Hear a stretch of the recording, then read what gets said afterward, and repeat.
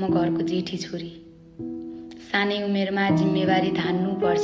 संस्कार मात्र होइन, पैसा कमाउन नि जान्नुपर्छ। म जेठी छोरी, मनमा पीडा भए नि खुसी भएको ठान्नुपर्छ। मैले दुःख अनि कष्टलाई भोग्नुपर्छ, अरूका खुसीको लागि आफ्नो रहरहरूलाई रोक्नुपर्छ।